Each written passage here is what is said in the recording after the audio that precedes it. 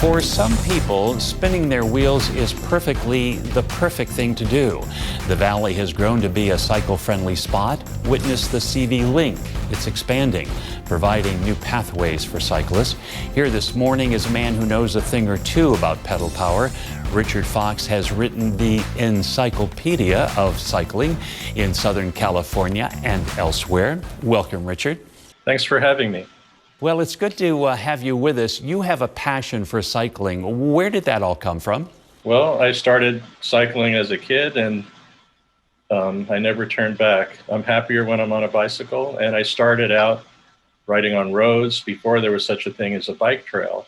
Since around 2009, I've been writing about the bike trails all along the West, the U.S. and Canada. And so where do we stand as far as bike trails? Do we excel? What kind of grade would you give us? I'd give the Coachella Valley, compared to the rest of Southern California, a D. A D? Wait a minute. In terms of bike trails, it will improve once more of the CV Link is built. But if you go across the mountains, there's bike trails everywhere. There should have been a bike trail constructed along the Whitewater River several decades ago, and then that would have put it on par with a lot of the other rivers in Southern California. So the CV Link is expanding. So what will that mean? Yeah. I mean, will that elevate our grade level to maybe a C or possibly a B? Well, in terms of bike trails, it'll be a B or a C.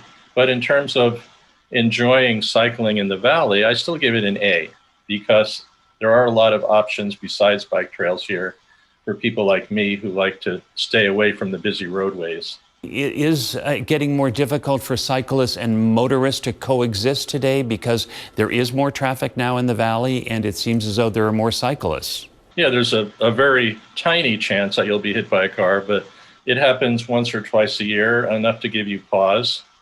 And for road cyclists, the ones that are experienced and go at a high speed, you'll see the groups, the people training for big rides, they have no choice in the valley like they do on the other side.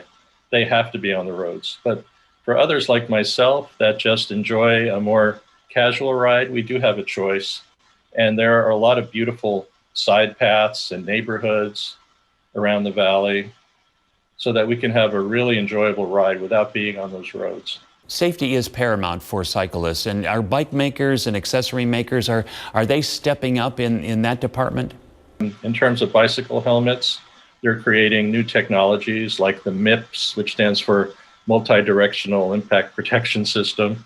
And I recommend always wearing a helmet. Even if you're on a bike path or a sidewalk, you can fall over, and you don't want your head to hit the concrete. So for those of us who may have bikes sitting in the garage, what do we need to motivate ourselves to spin our wheels? Well, actually, if you know where to ride, which my book is a big help for that. There are just so many wonderful experiences that can be had, including here in the valley.